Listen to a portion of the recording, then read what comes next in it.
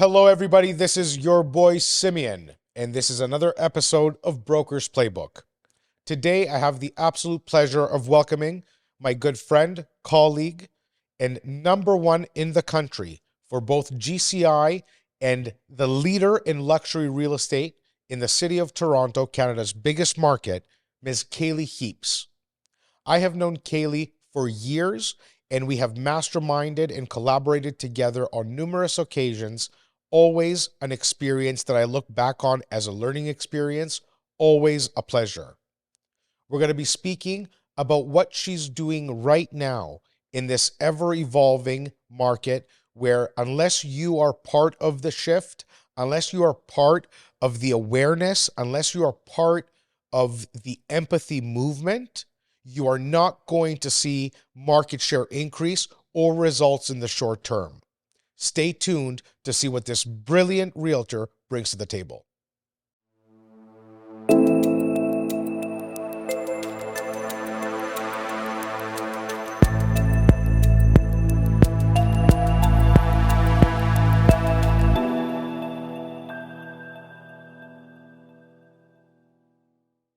Miss Cailey Heaps, welcome to Broker's Playbook. This is not your first time. This is your second time. It is. Thank you for having me. Happy to be back.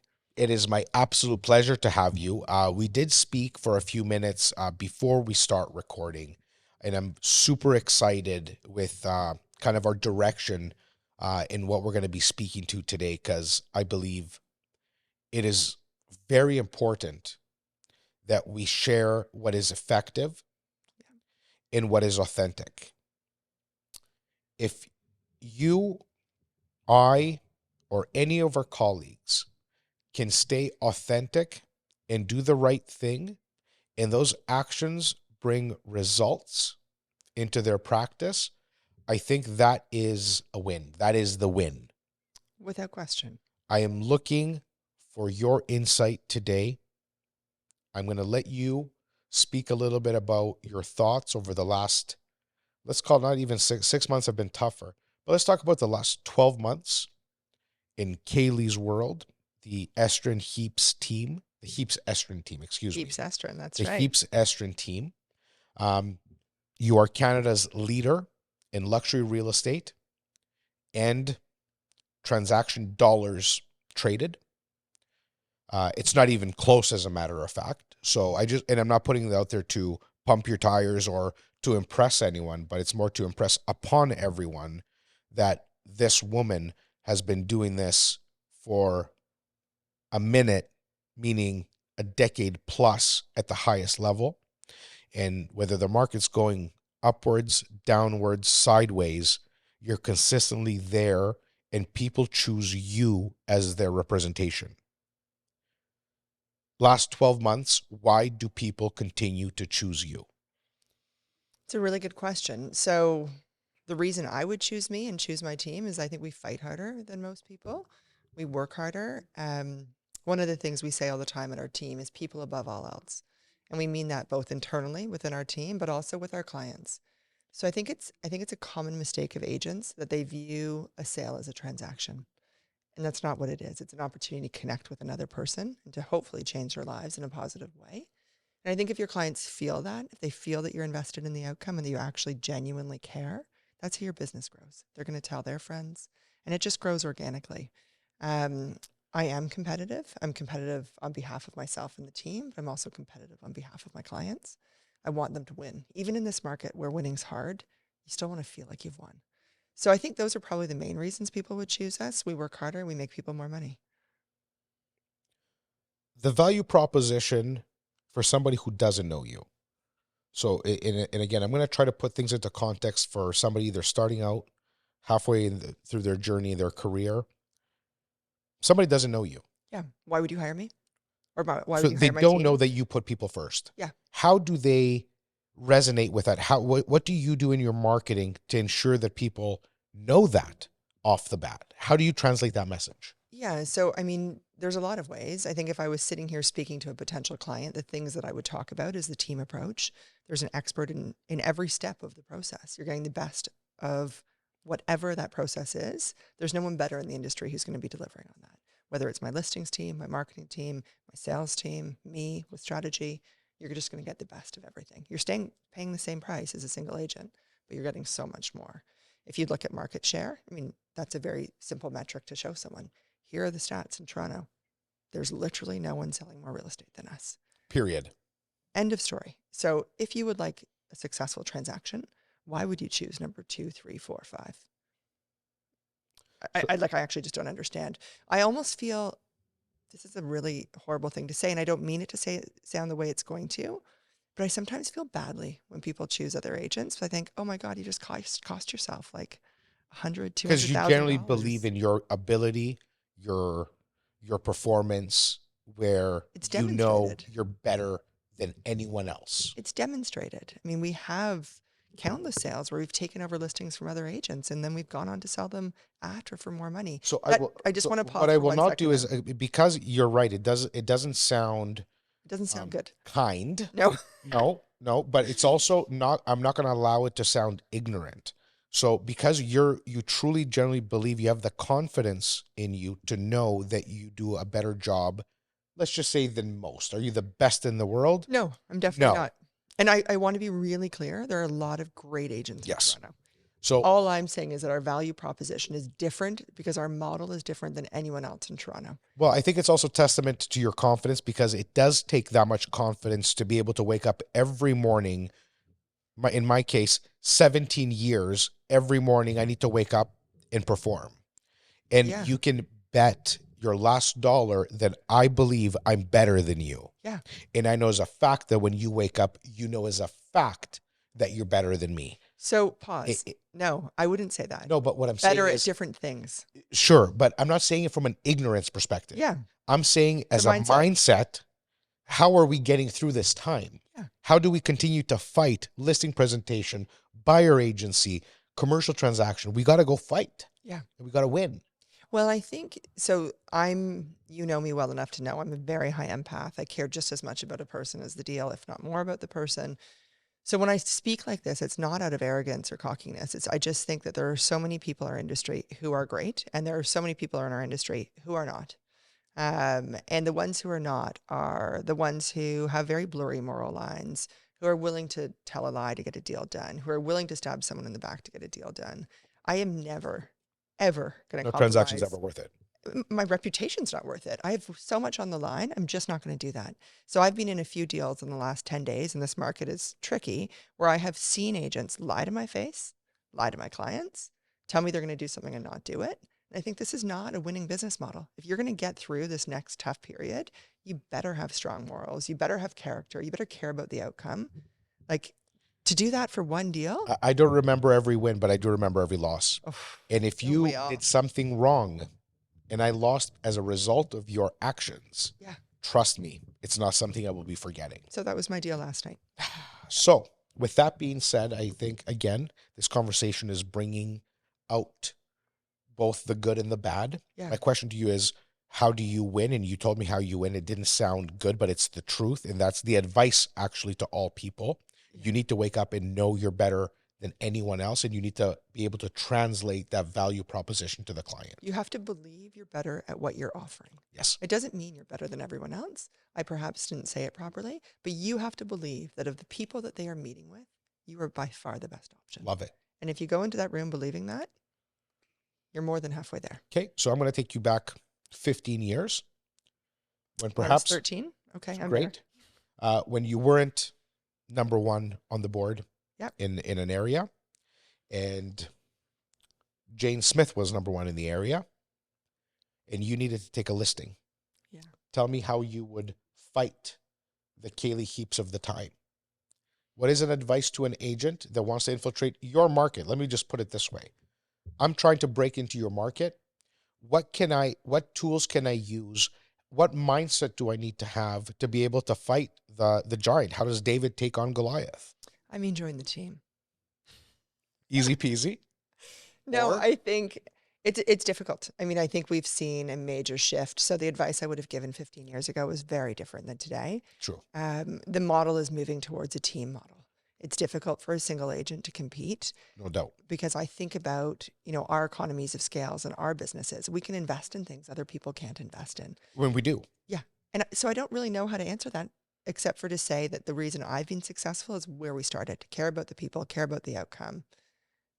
Don't focus on the money. I honestly never knew what my income was until a few years ago. I started tracking it more until the end of the, historically I would know at the end of the year. Now I have to stay on it because it's a business and there's other people who are being There's fed. massive overhead. Yeah, but if you focus on the money, it's not the right thing to focus on. You're never going to be successful. So I will give a single piece of advice to solo agents, because I still do believe um, teams in a big business is not for everyone. Some people don't want the headache that we have generated for ourselves, and the responsibility that comes with it.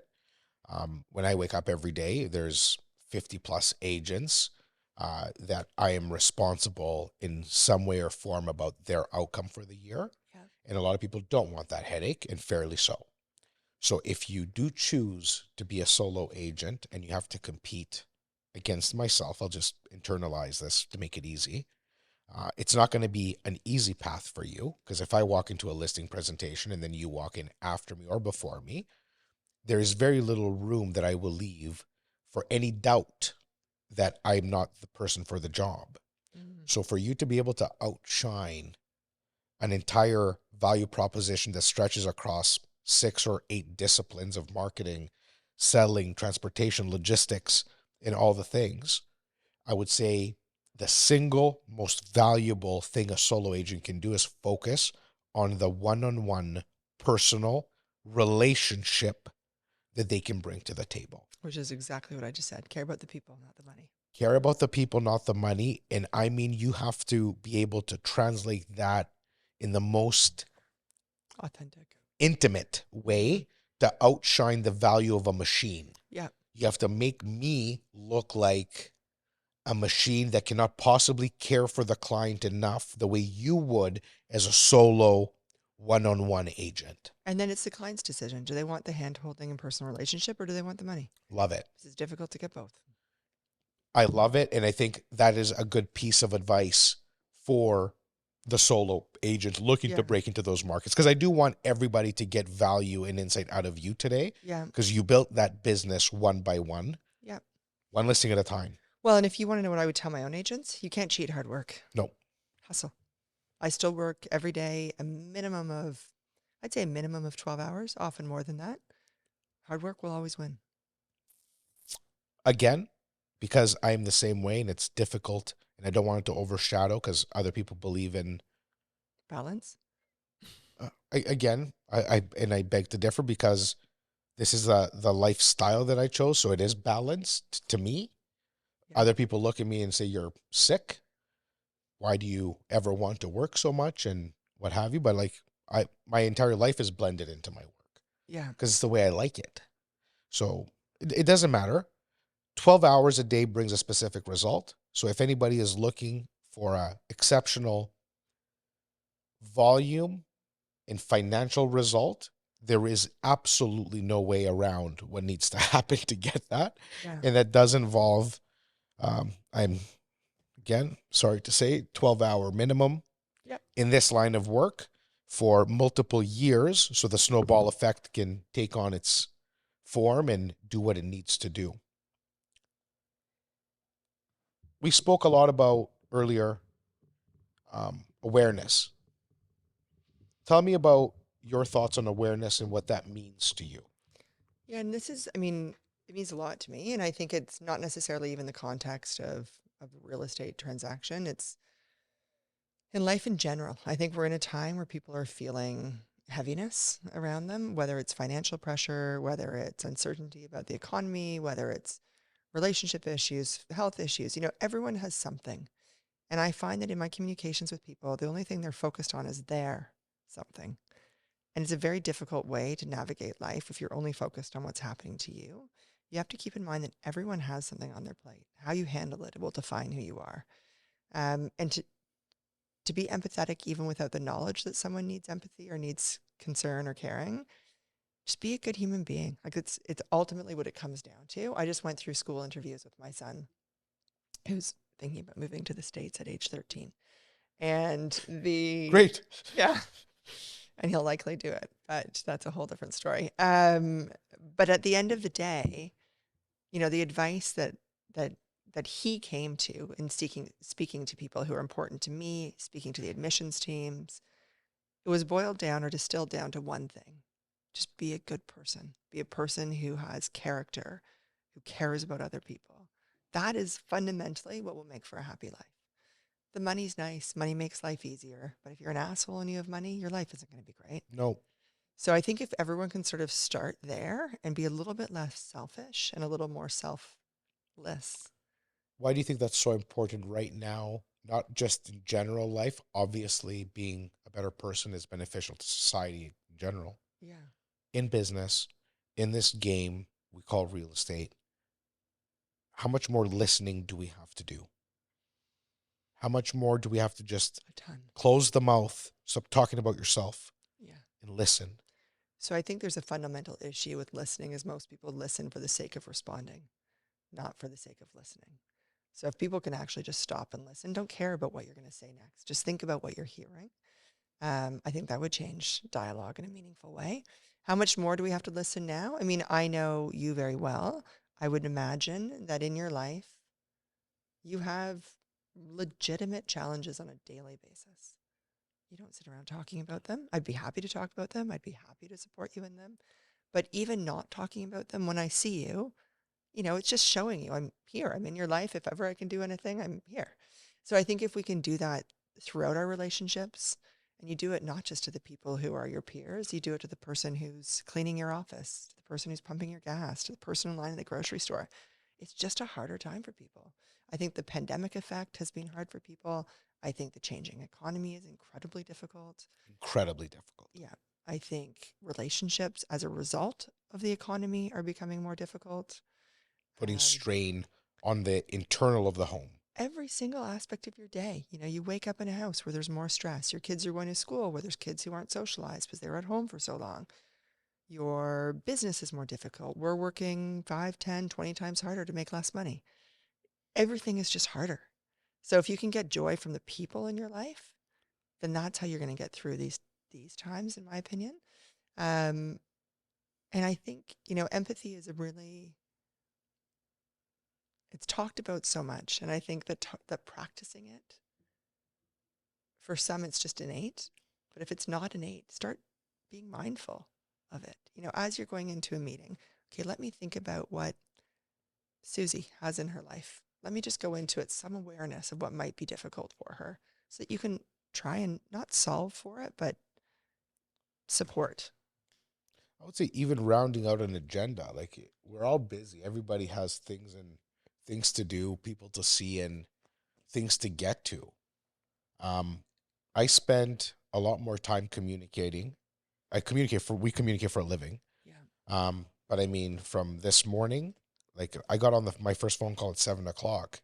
That's because I am intentionally spending 10 minutes before every meeting, speaking to people before I get to the subject, Oh, not to waste their time, but to exactly talk about, hey man, how's it going? human connection. And it's proven because I intentionally did it just to see how everybody's doing. Maybe because I wanted to do it. Maybe you wanted it back. Yeah. So who knows why I invented it for myself when I did, probably about 6 months less. Maybe because I'm feeling the stress. Yep. Maybe I just wanted to see how things are. But what has happened as a result is knowing somebody's mental positioning allows you to position your agenda thereafter in a way that's conducive to the task at hand. Mm-hmm. To be clear, if I was going in for an ask and I know this person has nothing to give, I might save my ask for a later time and just conclude the conversation before I even start it. Mm-hmm. If I'm going in for a give and this person wants nothing right now, I just might save my give Mm-hmm. for a different time. Mm-hmm. So what started as empathy, which still is empathy, has actually, and this is to the people who may not understand the emph effect that we spoke about. Yeah. Uh, it actually does have a strategic purpose when looking back at it. Yeah. Because if I know you're coming in hot, you're angry, things are just not good, I'm going to treat you very differently if I'm in business with you. Yeah. I'm going to calm down. Mm-hmm. I'm going to come in nice and soft. Yeah. Whatever's making you upset, girl, it's not here. Yeah. Let's have a drink. Let's have a glass of hot cocoa. Whatever calms people down. Some matcha. A little But bit of tea. Yeah. But calm down. Yeah. If I know you're coming in careless, I'm going to bring you and hone you in. So there is the art of listening not only makes you a better person, but I think it makes you a better business person too. It makes you a better leader too. It makes you a better leader too. Yeah. If people feel that they can talk to you and that you're actually listening to them and thinking about solutions, and our job isn't to solve people's problems. I mean, we do as a byproduct of who we are. Huh? Our job is to listen and try and give ideas on how they can be working towards a solution that fits their life. I don't think you can be prescriptive in those things. Those are things that have to be self-driven. I think the other thing is, sometimes just say to someone, what does success look like? Like, you've identified the problem, but what does success look like for you? Listen to what they have to say. They'll tell you exactly what you need to do. Yeah. Won't they? But no one asks. When was the last time someone asked you that? I know the last time I asked somebody that, because that's actually how I close everyone. Yeah. They tell me what they want to hear. Yeah. So if I can deliver it, because I'll never lie, if I can deliver it, I repeat the exact. So you said, this is what I can do. They actually give you the code to the closing. Yeah. Brilliant. It's brilliant. But that's also the exact same way I treat my team. So I'm going to ask you, because I ask when somebody says, hey man, I want to join your team. That's great. Why? Yeah. Why? And the answer is typically to make money. It's the grass is greener, leads, the nonsense, which is all fake news. There's no such thing. There's millions of people that we have access to. Yeah. But unless you call them, meet them, ask them what success looks like, they tell you and you deliver, there is nothing there. Yeah. How are you leading your team? So to all the team leads out there, we talked about listening. We were talking client focused, how you're winning in your practice, but we have two products. One is the client, one is our realtor team. Absolutely. And our realtor team are struggling, are stressed just as much as anyone else, just as we are, because it is a time of volatility and instability in the marketplace. We are jockeying to remain where we were and or grow. Mm-hmm. What is the message to your team? How do you lead them into battle? How are you listening? What kind of questions are you asking? So I think it's really important to understand people's why. So I would typically start with, what's your why? Why do you show up every day? If I can understand that, I can help fuel their business.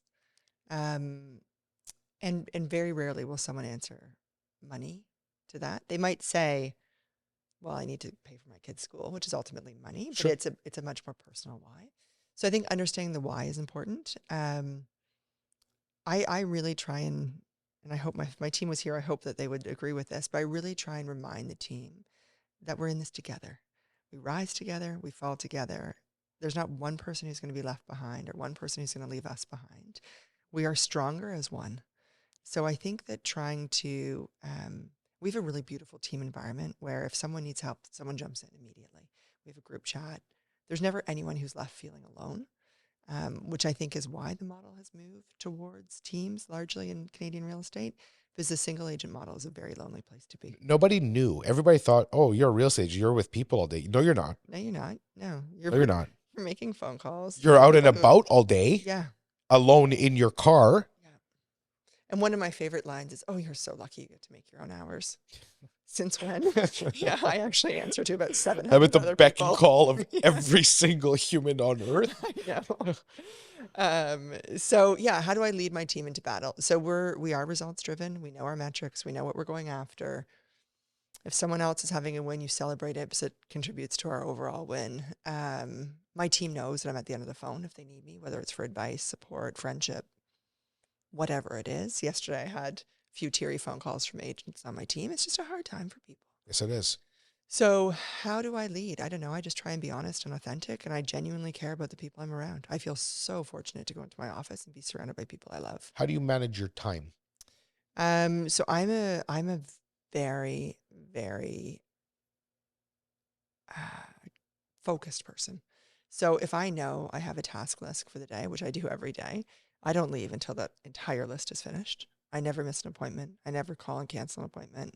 If I say I'm going to be somewhere, I'm there. If I say I'm going to do something, I do it. If I say I'm going to make a phone call, I do it. So how do I manage my time? I typically wake up, do you want like my daily? Sure.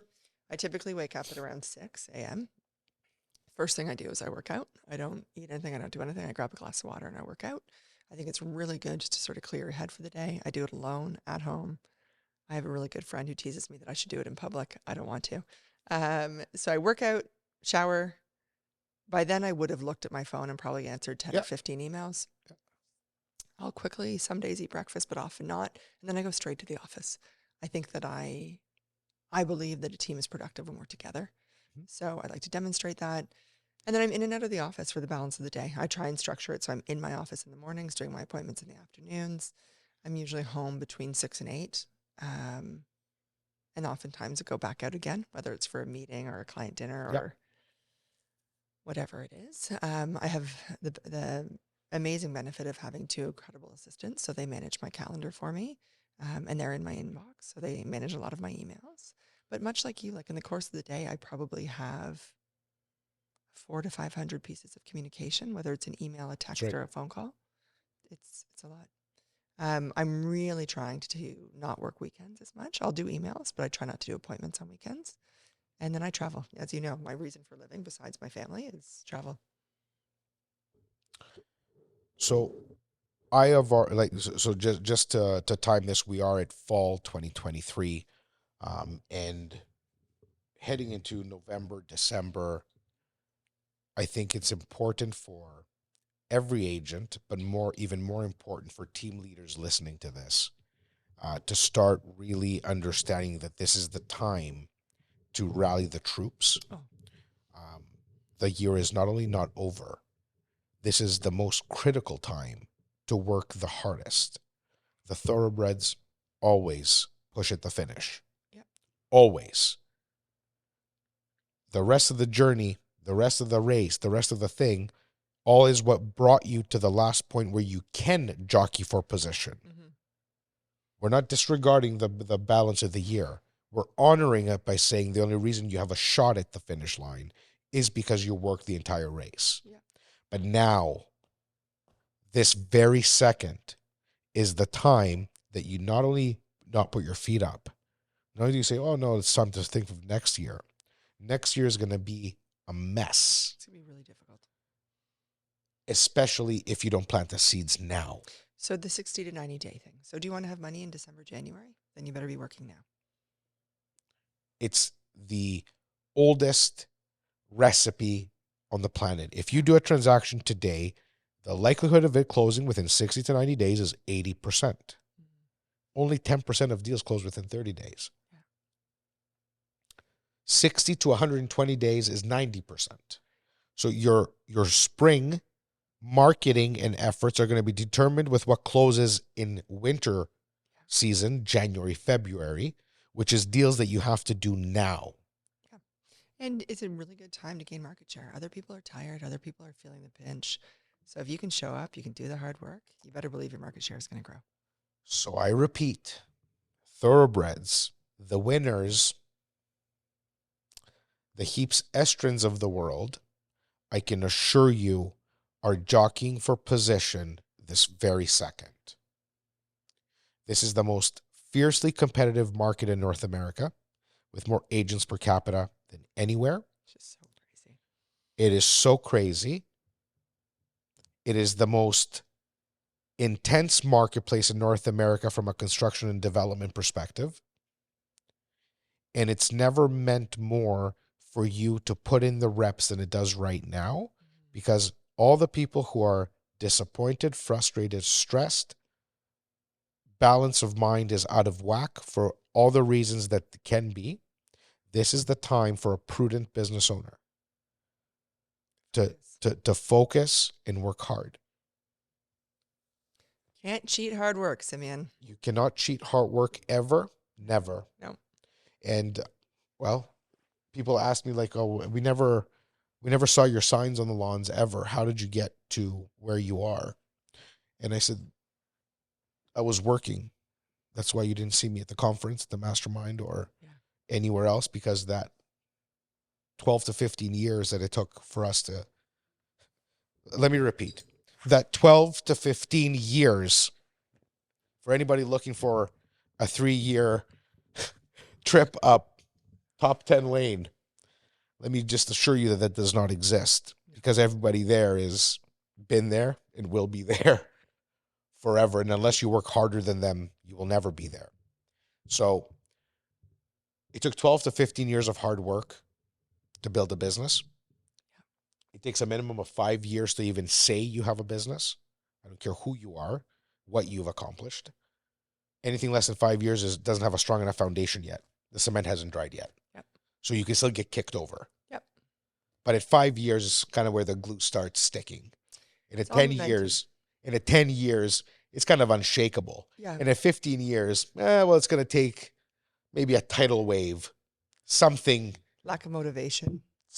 But that's how long it takes. Yeah. I'm always all over the place with you because there's just so many great things that you bring to the table. And I'm going to kind of wind this down at this point. You've shared your leadership style with your team, which is resilience and empathy and knowing that you're stronger as one. Yeah. And I think when other people are giving up, you go deeper. And deeper. You've shared that with your clients, you put them first at all cost. And you will take more meetings and outsell your competition by working harder to stay where you are. You've shared the importance of what needs to happen now if you're looking to enjoy a proper late winter, early spring. The last question I have for you is, what are you using for your marketing right now? Are you using digital methods, print methods, a combination? And what kind of budget should one set for the said marketing? So it's a good question. So we still do print, but we've transitioned from traditional real estate print, like just listeds. And as you know, I used to talk about my FU piece. So now we do a magazine called Beyond, and it's a biannual publication done by the same people who do Toronto Life. And it's not about us at all. It's about our city. It's about lifestyle. Yeah. So that's a really big marketing initiative. And then digital is, of course, the big one. I mean, it's where you can actually see the metrics and you can pivot and adjust and engage with people. Our marketing budget would be probably 8 to 10% of our GCI. So that's very significant. I'm not going to speak to it, but it is a 7-figure number. How do you, when you started marketing, because that is the number, it is 10% is bare minimum. It could be more actually, but 10% is the bare minimum. And when you're doing 5, 10, $15 million a year in GCI, we're talking about 500, $1 million, 1.5 million in ad spend. For people to comprehend what that nut looks like, is that payable upfront before results are delivered? Of course. Yeah. Of course it is. Of course it is. And this is why it's hard for the individual agent. I mean, I want to be very clear. I love the majority of the agents in my marketplace. Majority. 1 or 2 who know who they are. Majority. You did well. The majority is good. But it's just a fact. Like, most people can't put 50 grand a month onto digital spend. Like, good luck. You're not going to make any money. So with that said, I'm just going to go back to, I think we spoke about 5 minutes ago. The money that you put in your coffers now, deals firm now, closing in January, closing in February, closing in March, is what will fuel your campaigns for a good spring and summer. And the cycle is on and on and on. It's consistency. It is consistency. Yeah. So if you choose as an agent to slow down right now, because I tried to motivate everyone saying this is the thoroughbreds come through now. Yeah. You should do this. But also know factually that if you choose to put your feet up now, if you choose to slow down now, and Cailey does not, and every Cailey, because there's a couple hundred Caileys across the country, and Simeons, I can guarantee you I'm not turning off my machine. No. And I'm not going home early today. So if you know there's a couple hundred Simeons, Caileys, Joes, machines that are outspending you and outworking you, and you choose to not spend and work, do not look up in the sky and say why. That is a very good point. But I think that's something we have to talk about is, so before we started filming, you and I were talking about, is it the journey or the destination? So we both sound like psychos right now, because it sounds like all we do is work. So I think we have to be really clear to anyone who's listening. We still know how to live life. We still have fun, but we delegate because we're surrounded by amazing people. So I couldn't do what I do without the amazing team I have. I know your team. You're surrounded by amazing people.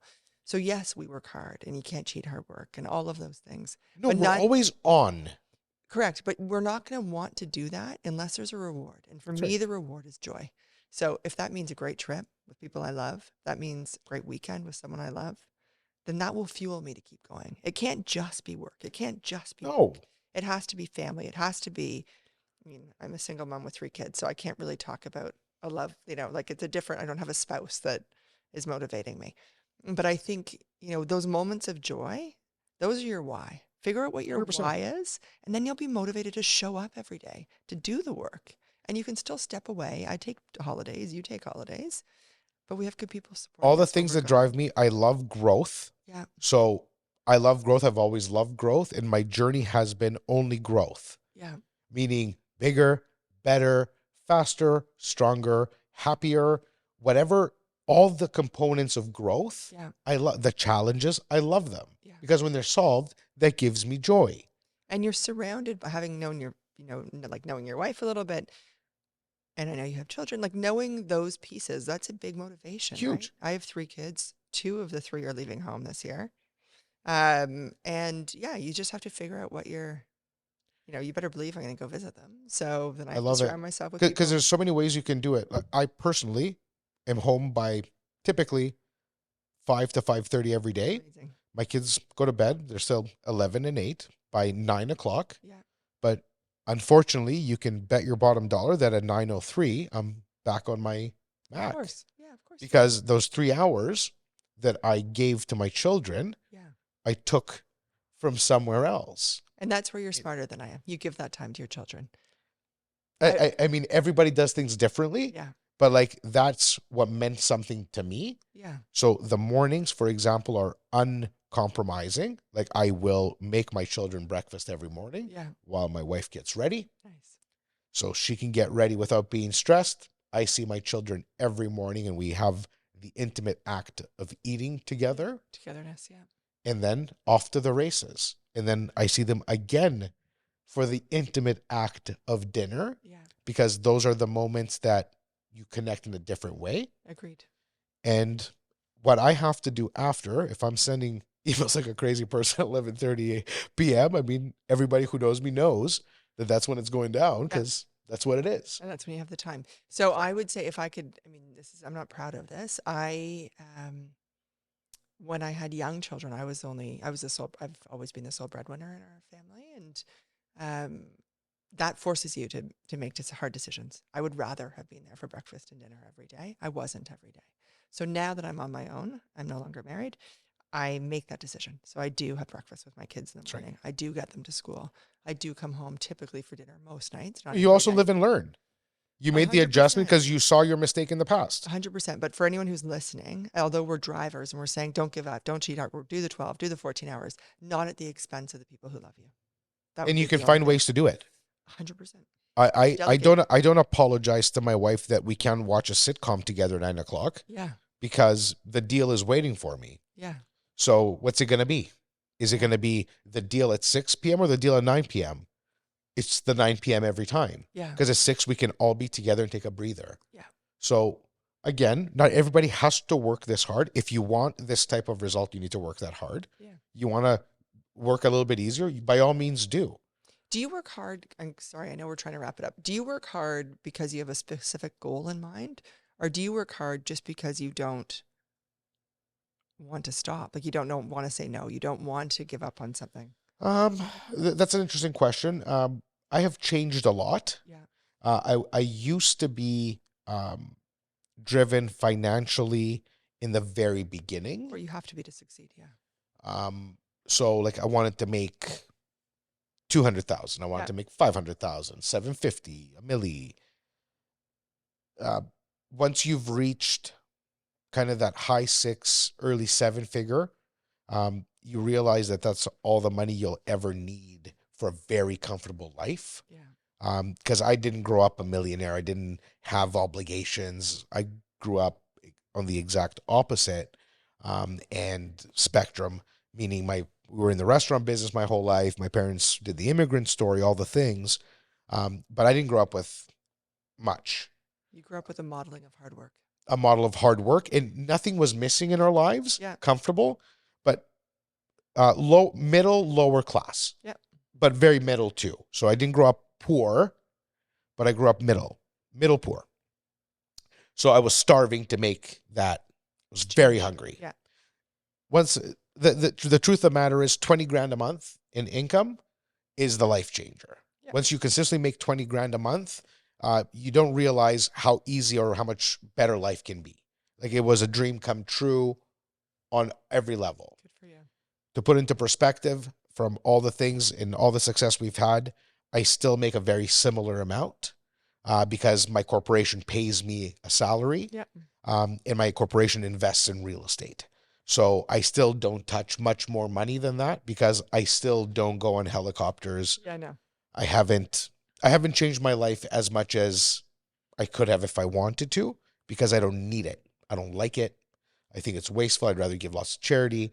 So I have my own demons, for example, and Ethos, I would say. Not ethos, demons. Yeah. sure, and complexes and all the things. But that's truly my truth. That's it. It's growth that drives me. Like right now, I'm on a huge tip on building new technology. Mm-hmm. I've connected with a lot of people in other areas of expertise, meaning artificial intelligence, prop tech, and I'm working on a massive undertaking that I believe will change the way Canadians invest in real estate. Good for you. You've always been an innovator, though. That's part of your success. That's my pathos is the word. It's passion in Greek. Yeah. Just like ethos is ethics. My pathos is innovation and change. Bobby said something to somebody the other day that made me die laughing. He goes, every time this guy comes in the office every morning, he changes something in the office. Oh. Tucks his chair a different way, moves the lamp over there, cleans up the granola bars from over here, puts them over here because it's a more efficient use of the space. Oh my goodness. And I was laughing because it was like, God damn, it's true. I do that, don't I? It's never ending. Yeah. I just need to walk around the room, look at it, and fix something. Yep. I I'm don't not think- dissimilar to you at all. Interesting. Yeah. It's maybe why we are where we are. Miss Cailey Heaps, I want to thank you for coming on Broker's Playbook. This was a very new format for the show today that we spoke in a very different, not in an interview style way, rather a conversation and findings of life and kind of your path. I hope you were able to get all your thoughts out. All the ones I want to share. Yes. I love it. Maybe next time we'll find the ones she doesn't want to share. Everybody watching, thank you for tuning in. Thank you for staying on. We have a tremendous array of guests coming right up over the next few weeks and months. Stay tuned and please share, subscribe to any platform that you are on that you actually use. We will be there. We have been there, and we will continue to bring as much value as possible. Cailey, thank you for coming on the show. Thanks for having me. You bet.